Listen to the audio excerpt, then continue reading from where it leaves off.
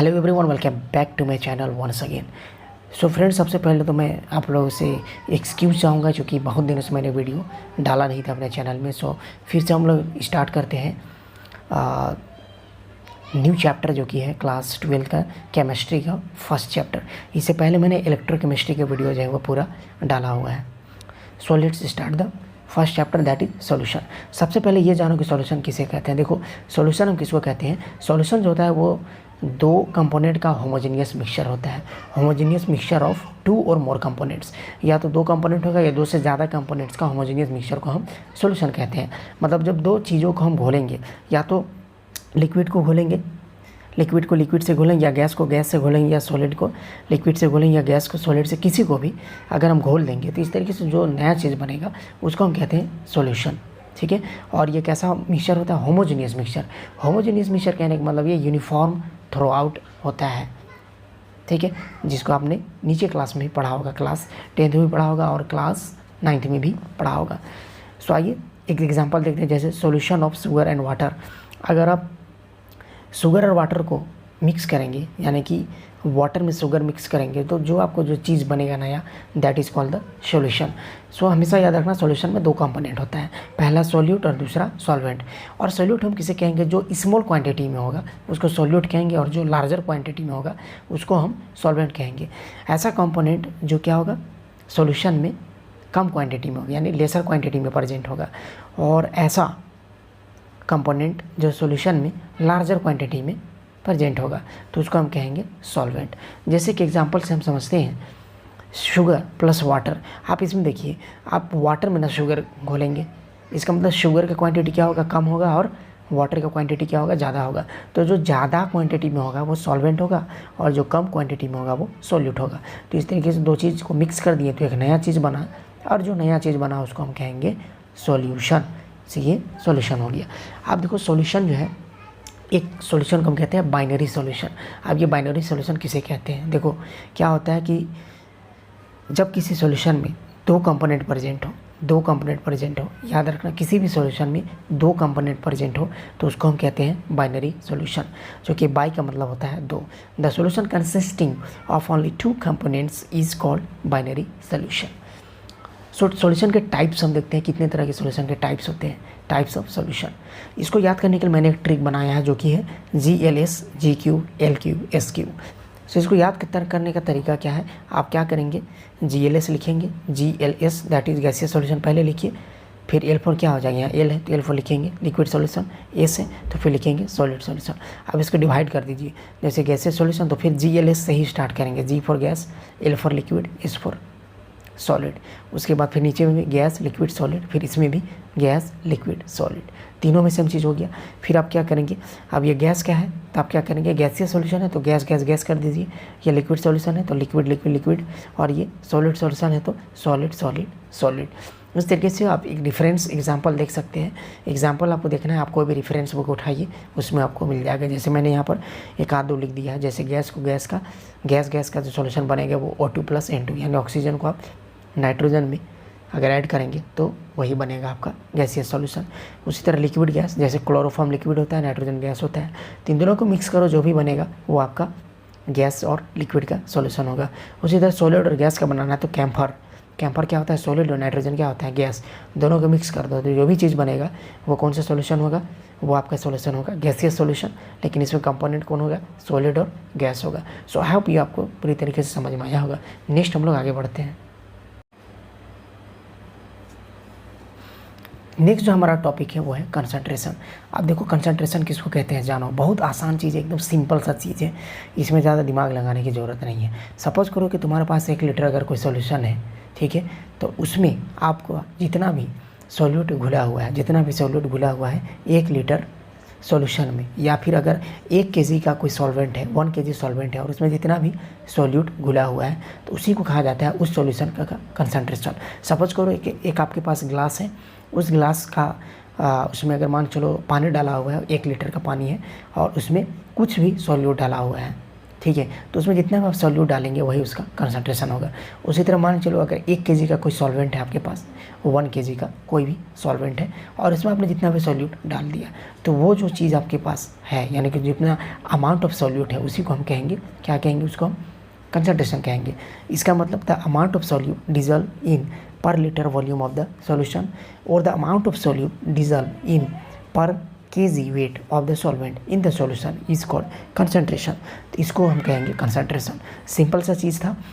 अब देखिए कंसंट्रेशन को हम 2 तरीके से रिप्रेजेंट कर सकते हैं, ठीक है। एक तो टेम्परेचर डिपेंडेंट के रूप में और एक तरह हम एक रिप्रेजेंट करेंगे टेम्परेचर इंडिपेंडेंट के रूप में।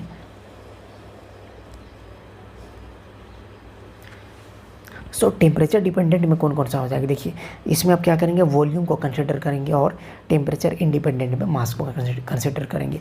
मतलब इसमें सिर्फ वॉल्यूम वाला चीज़ को लेना होगा, ठीक है। जैसे कि परसेंटेज वॉल्यूम बाय वॉल्यूम, उसी तरह परसेंटेज वेट बाय वॉल्यूम, उसी तरह मोलारिटी, नॉर्मालिटी, पार्ट पर million volume by volume, part पर मिलियन वेट बाय वॉल्यूम, उसी तरह फॉर्मेलिटी। और इसको अगर आप डिफाइन करेंगे तो परसेंटेज वेट बाय वेट और मोल फ्रैक्शन हो जाएगा, ठीक है। उसी तरह मोलालिटी होगा और पार्ट पर मिलियन वेट बाय वेट। सो इस तरीके से 2 तरीके से हम कंसंट्रेशन को रिप्रेजेंट करते हैं, ठीक है। तो नेक्स्ट अब बात करते हैं वॉल्यूम बाय वॉल्यूम क्या होता है, आइए डिस्कस करते हैं। बात करते हैं परसेंटेज वॉल्यूम या परसेंटेज वेट बाय वॉल्यूम। इसमें आपको क्या करना होगा, जैसे परसेंटेज वॉल्यूम बाय वॉल्यूम, इसका मतलब क्या होगा, वॉल्यूम ऑफ सॉल्यूट लेना है, ठीक है, मिलीलीटर में, और नीचे भी वॉल्यूम ऑफ सॉल्यूशन। हमेशा ऊपर में सॉल्यूट रहेगा और नीचे में सॉल्यूशन रहेगा। अगर वॉल्यूम का केस में दिया हुआ है तो नीचे सॉल्यूशन होगा, ठीक है, और ऊपर में सॉल्यूट होगा। देखते हैं, देखिए यहाँ पर percentage volume by volume, that is volume of solute millilitre divided by volume of solution in millilitre.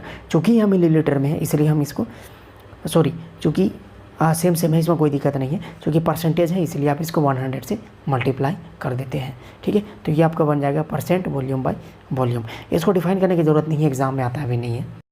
Next जो टॉपिक है हमारा वो है मोलारिटी। अब मोलारिटी को हम डिफाइन कैसे करेंगे, देखिए मोलारिटी कहने का मतलब क्या हो जाएगा, नंबर ऑफ मोल्स जो होगा, ठीक है, number of moles of solute और सॉल्यूशन इन लीटर। फार्मूला से ही आप याद करेंगे, डिफिनेशन से आपको याद करेंगे तो कन्फ्यूजन होगा। अगर आप फार्मूला ही एक बार देख लेंगे तो हमेशा के लिए फार्मूला भी याद हो जाएगा और डेफिनेशन भी याद हो जाएगा। देखिए क्या लिखा हुआ है, moles of solute divided by solution in litre.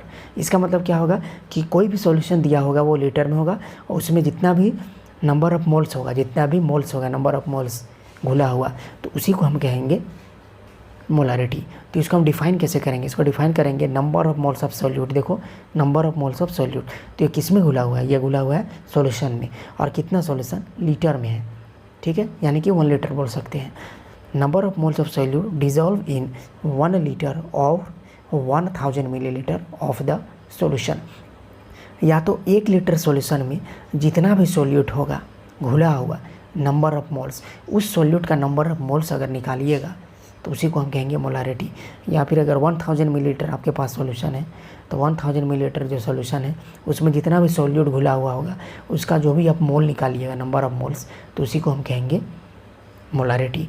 Molarity को हमेशा कैपिटल एम से डिनोट करते हैं, ठीक है, molarity that is capital M. तो इसका फार्मूला हो जाएगा moles of solute upon solution in litre.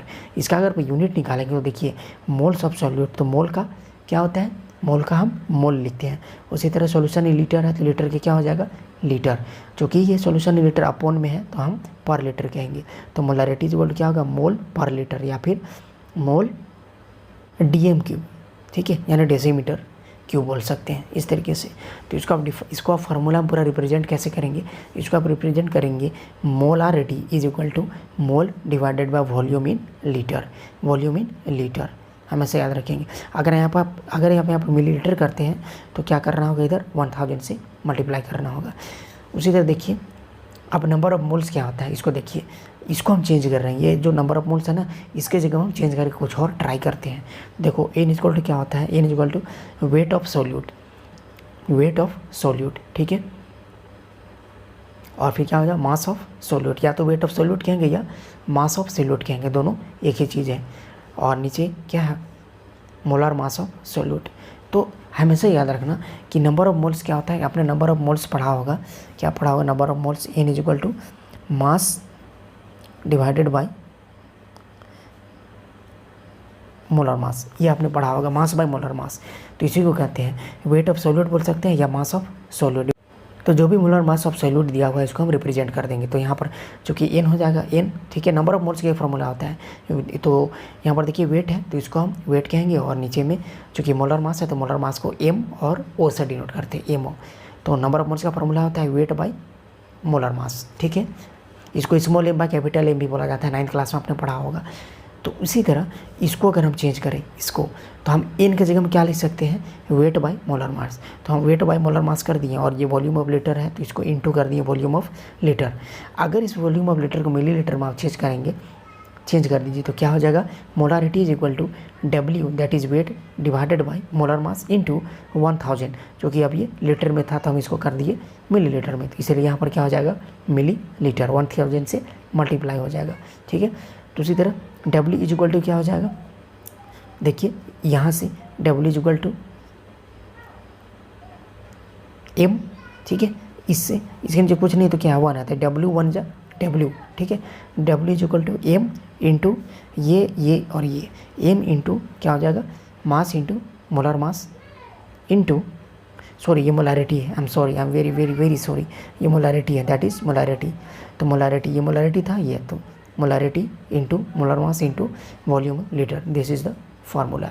तो इस तरीके से ये तीनों फार्मूला अलग अलग जगह में यूज होगा और आप इसे न्यूमेरिकल बना सकते हैं। सो आई होप आपको ये पूरी तरीके से अच्छे तरीके से समझ में आ गया होगा, और अगर नहीं आया है तो एक बार और वीडियो को देख लीजिए, पूरे तरीके से समझ में आ जाएगा।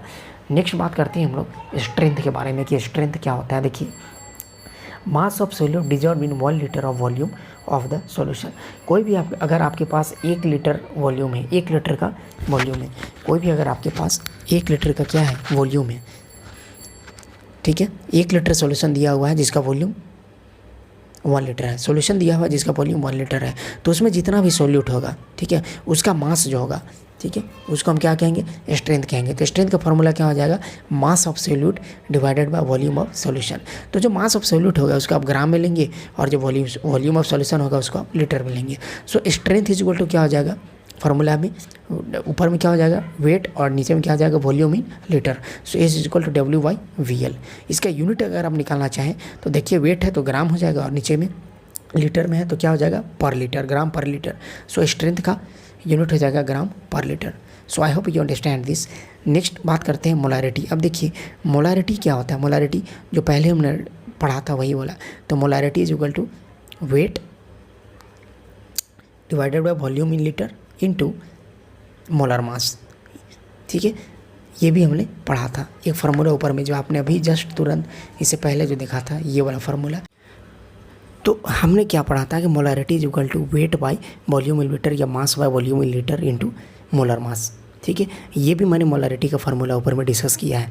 तो क्या करो कि देखो यहाँ पर स्ट्रेंथ का क्या होता है, wait by volume in litre, ठीक है, या mass by volume in litre बोल सकते हैं। तो ये जो मास बाय वॉल्यूम इन लीटर है, इसके जगह में क्या हम एस नहीं रख सकते हैं, बिल्कुल रख सकते हैं। तो मोलारिटी इज इक्वल टू क्या हो जाएगा, S by molar mass, S divided by molar मास। इसका मतलब ये मोलारिटी जो है इसके जगह कुछ नहीं है तो 1 है, तो ये इसके साथ मल्टीप्लाई, ये इसके साथ मल्टीप्लाई।